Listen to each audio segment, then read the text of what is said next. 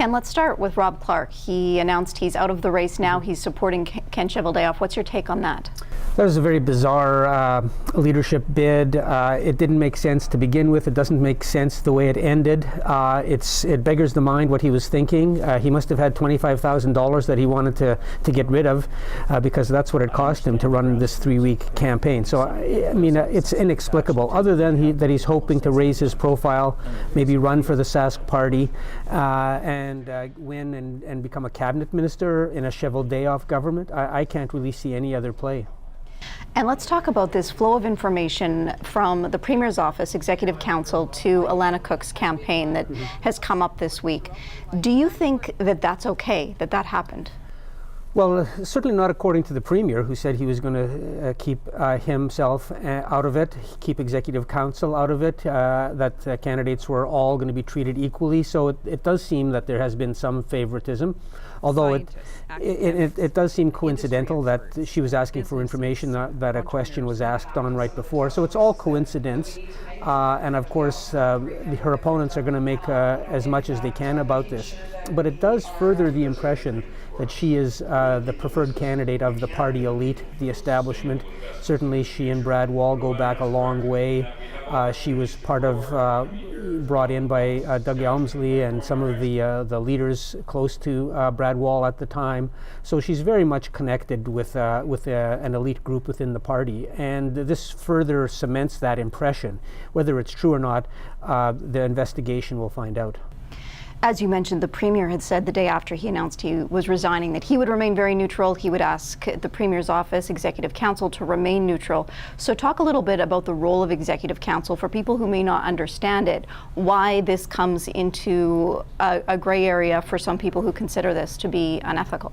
Well, I think, Executive Council is the operational branch of government. It's also partly political, partly independent, and it's really the Premier's department. And it's run by the Premier. It runs the flow of information throughout government. It's the central node for making decisions. So it's really not very appropriate for them to be seen providing information to one particular candidate, because it is the place in which the major decisions, both bureaucratic and political, get made.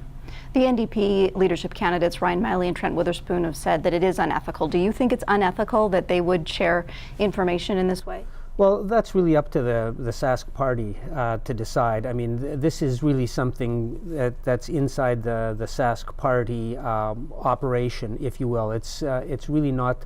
There's nothing that prevents this, constitutionally or legally, and it's merely a question of the perception that this has to both the other candidates and to party members, and frankly to voters beyond this in the next coming general election. Do you think that this will have any impact on this leadership race? It's hard to say. At this point, we don't really have a clear indication of who's leading. I mean, the expectation is that there are a few real contenders. It may sway people. I mean, at a certain point, if she is perceived to be the party of the establishment, the bagmen, the fundraisers, and so on, the grassroots of the party may say, well, no, we want to control this party. We've had enough of this party being run by a select group of insiders. We want somebody that's going to represent our interests. So there may be some impact that it has. It's too early to tell. What are your thoughts on how the Saskatchewan party leadership race is conducted and who's in it, and how this race will choose the Premier?